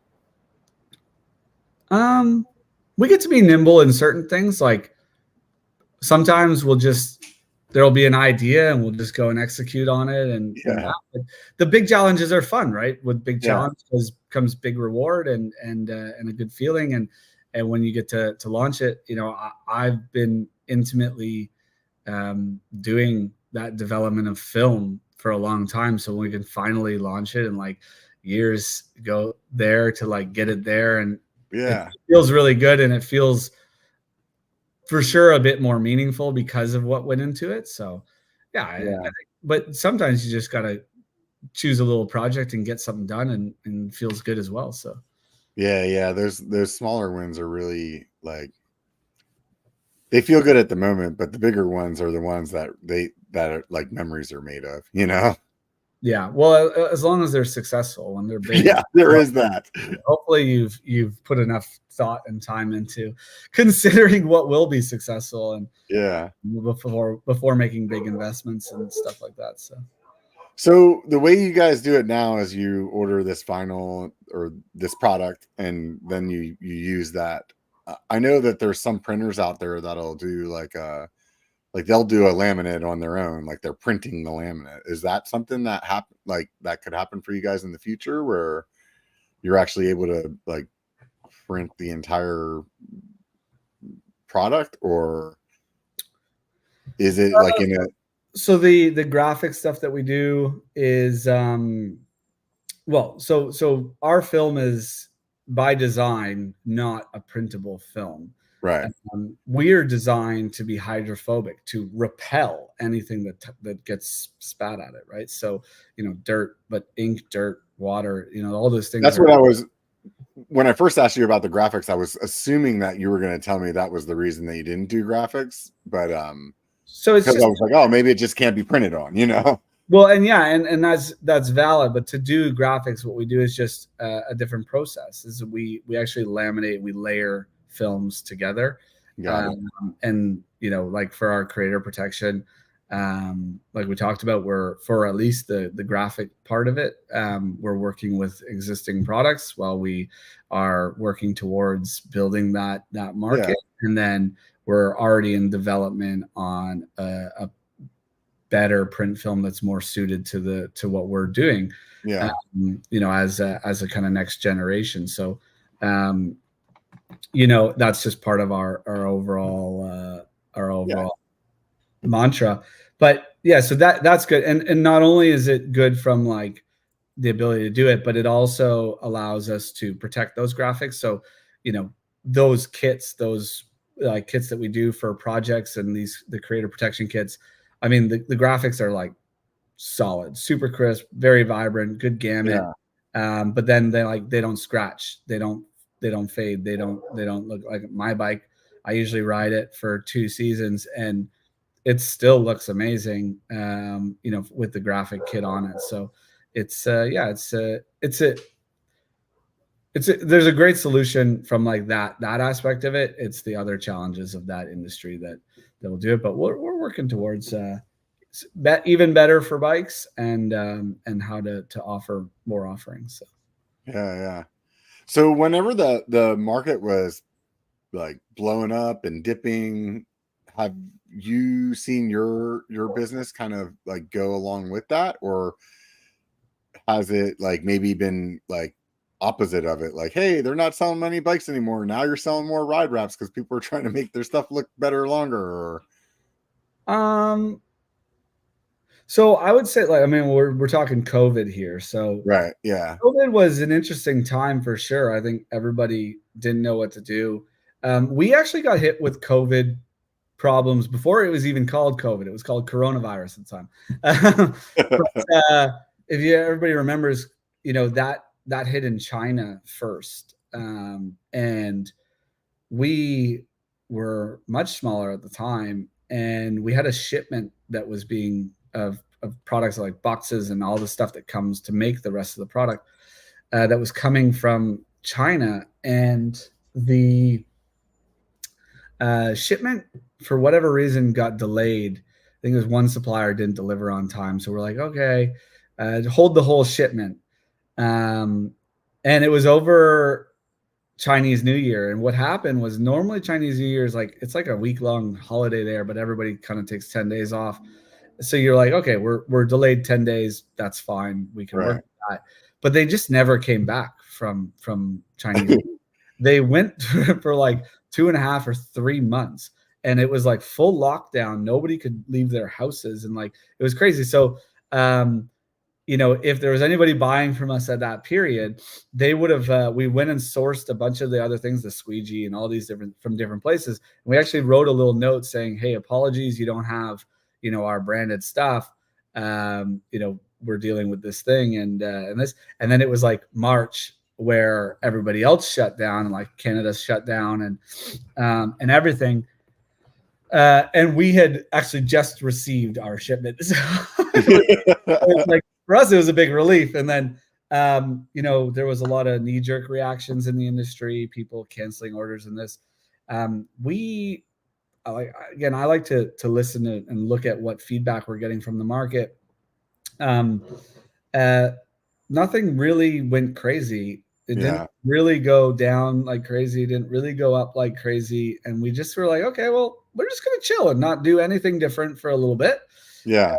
And we'll just keep going. And then all of a sudden, the whole industry kind of picked up. And, we were in a good position to take advantage of that opportunity. Looking back, the timing, to have 2 years or so to like kind of get your systems working and like start growing and have good growth and like do it, to then be able to turn around and take advantage of it. And since we had the challenges early on, we were pretty proactive of never having those challenges again, which was fine. And it was, we really we were able to take advantage of it and keep growing. Yeah. That's good that you had that time to really kind of build your business and get through those initial like hurdles before that happened. There was somebody I had on not too long ago. I can't remember who it is right now, but they basically launched like when the world shut down, and they were like, oh my God. That's terrifying. Yeah. Yeah. And there was obviously, there was a lot of doubt especially in the first couple of weeks, but the outdoors industry flipped so fast. It was like a matter of weeks before you started seeing people go crazy and buying. Like, well, I've canceled all my vacations. I'm only allowed to go outside, so I'm going to get some stuff to go outside. And biking was, a huge winner out of that scenario.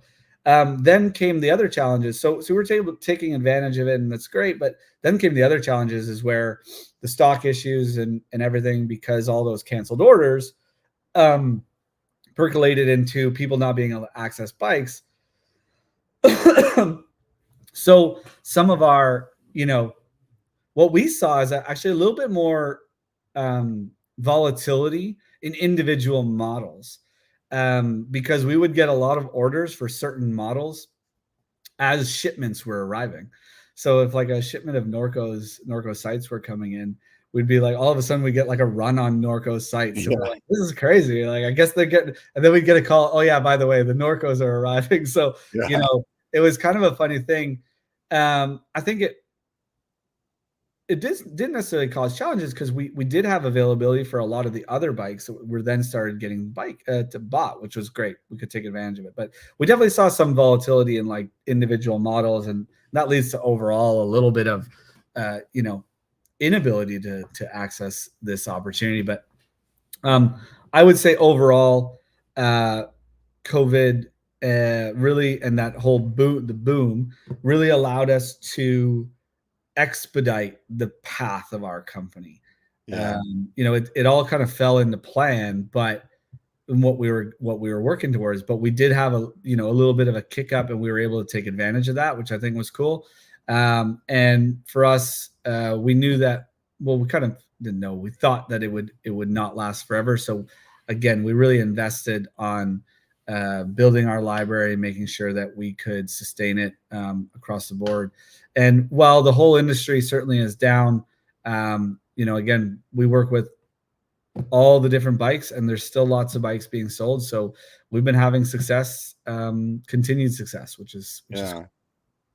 Yeah, I mean, I think people buy that stuff even if it's not a new bike. Like some people will be like, I don't need that, and then they get that first ding, and then they're like, I'm gonna buy it because this one's in a spot that I can deal with, but if I get another one, I'm really gonna be pissed. Yeah, it's like, I mean, I think I've always seen that there's a huge used market. There's so many potentials, but there is definitely like this weird mindset where it's like, if people start riding their bikes, they just kind of give up on it. And even some of my friends, and I'm like, they're like, yeah, I've ridden it for 2 weeks already. It's like, it's not worth it anymore. I'm like, aren't you going to ride this for another 2 years? And inevitably they call me in 2 years and say, hey, I can't sell this thing because I didn't do it. Why did you ruin the used market? For non-protected bikes, and they said, I really wish I did that. I'm going to definitely do it next time. And I'm like, whatever, man.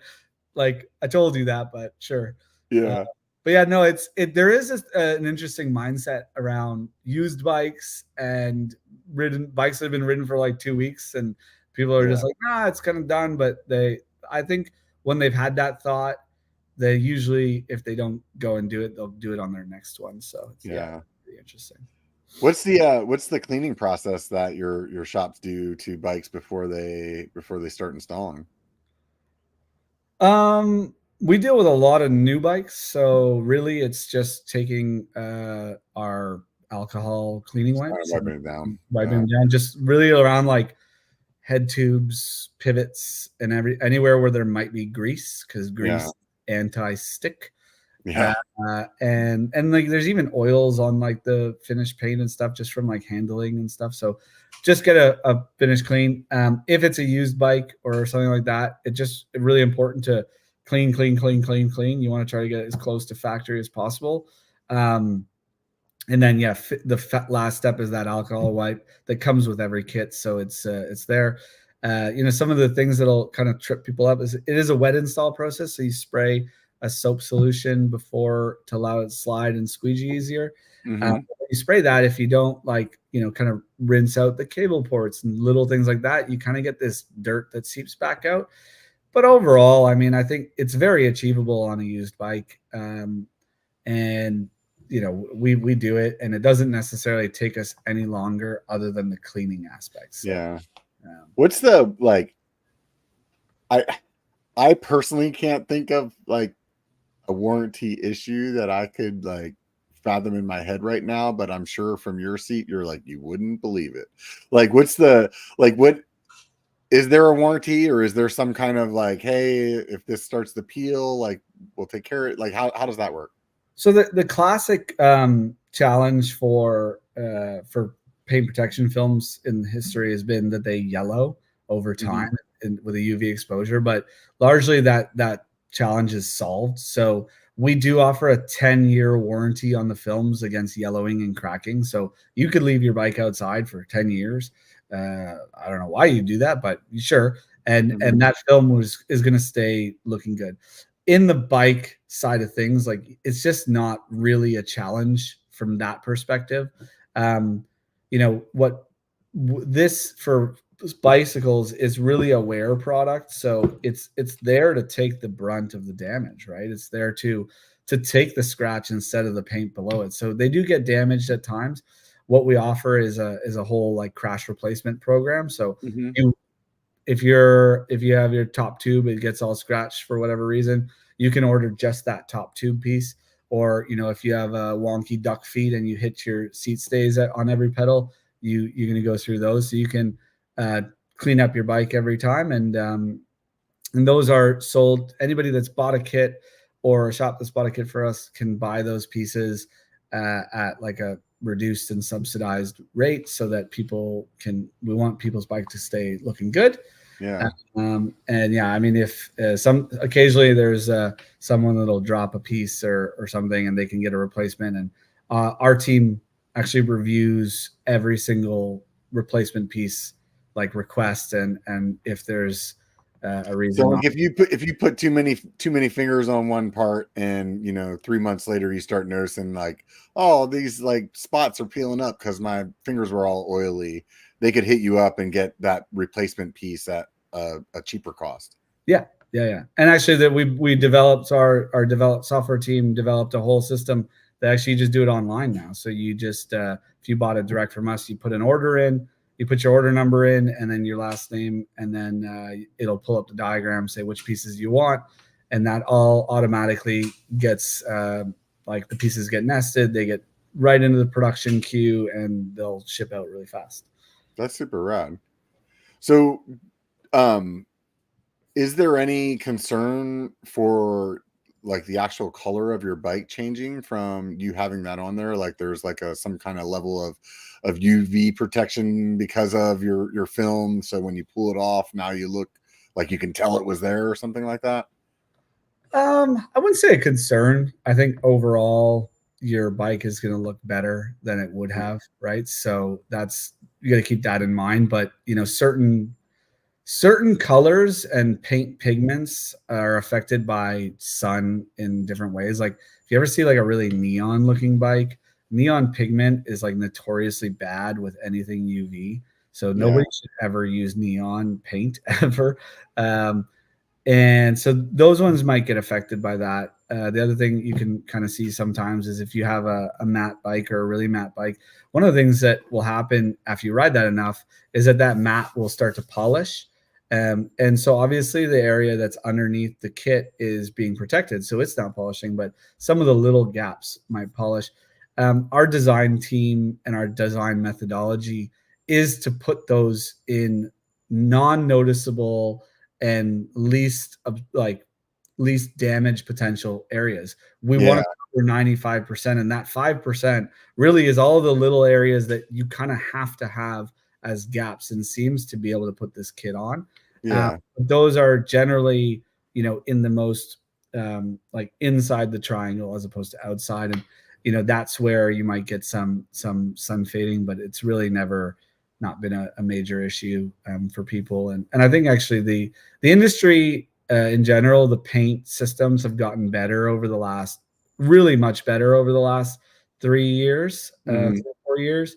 And so I think we're seeing a lot less of that, you know, where people are just trying to choose silly things or do something like weird just for the sake of it. And they're saying, no, like let's do something that's going to last and do good and whatever. Right on, man. Dude, we're almost at 2 hours. It's been a super fun conversation, just hearing how everything came to be and like what you've accomplished so far. I really appreciate you sitting down and chatting with me. Yeah, absolutely. I appreciate you letting me talk incessantly for 2 hours. It always goes by so quickly. I always like to ask people, do you watch YouTube? Yeah, I mean, at some point I do. Yeah. What do you like to watch on YouTube? It doesn't have to be mountain bike specific. It's not mountain bikes. I like to watch. I've been watching a lot of these guys that buy crashed cars and then fix them. Oh, right on. So they'll rebuild them and like get them back up and running, and they'll like try to do it for, something where they can make money on the car. I quite like What's car. the channel name? One guy I've been watching is named Matt Armstrong. He's a British guy. There's another guy named Tavarish, and he's based in Florida. And there's a few out there. Another guy, B is for Build. Just like going through watching people work on cars. And, do you like the wrench too, or do you just enjoy watching it? Yeah. I've always been into like building and fixing things. I mean, my first car was 1997. Sorry, 2000. No way I can afford that. 1997, century, man. Come on. 1997 Mazda MX-6, which is a nice little car. It's a 2-door. It didn't have a very powerful engine though, and but the car I got came in automatic, and I used to do all my own stuff on it as much as I could because I had no money. Obviously, I was young. Right. And but I remember a good motivator. That's how I learned how to work on my bike. My transmission broke completely, and I ended up doing a swap from an automatic to a manual in my parents' driveway. Oh wow! Which was kind of interesting to take on, and looked at the drawings for the two cars to see which parts are different, and had to find some of them and do this and that. So, I mean, looking back, I had no business doing that. I have there was zero business for me to take on that scale of a project, but I put it in, and the car worked for years afterwards until the engine exploded, and then I was like, I'm not doing that one. So I got rid of it. I got a different car, but I've always liked doing that, and I've recently started doing more of it again, so it's been good. I like doing that. Do you have like a dream car if you could have one of that you would be like, man, that'd be rad? I mean, I'll have a dream car that I'll never have. It'll be a McLaren F1, but yeah, that's a good one. Like I don't think I'll ever have that. So, dude, I always keep telling myself, I'm like, man, that would be kind of cool to have a DeLorean, but I see them pop up. Like sometimes they'll be on like Facebook Marketplace because Facebook knows, like they're deep in my brain, So they're like every once in a while, they're like, "Hey, look at this one." We heard you say the word DeLorean in 2016, so we figured you might like to buy this. Yeah, right. Yeah, interestingly enough, my first business I started was like a lawn mowing business. Mm-hmm. Young kid, and one of our customers, he had a DeLorean in his garage, and I was like, "That is cool." Right. Yeah, he never drove it because I think it was always broken. But yeah, probably. So, but he had it. That's all that matters. Had it. Yeah. Yeah, right on, man. Dude, it's been super fun talking to you, Dan. Those of you that may have somehow been living under a rock and never heard of RideWrap, you can hit the link and show more on the podcast notes and get over to the website. Or if you're like, you know what? Dan said some things that made me feel like I need to go buy something. So go check them out for sure. And while you're messing around there in the show more area, if you see one of the links to one of my sponsors and you're thinking maybe you need a helmet or some gloves, maybe a new bike, click on that too, because when you do that, it makes me look better. And then I can tell them, look, you guys, you're spending your money the right way. If you want something for free, just remember this. It only takes a bike to be a biker. Get out and be one.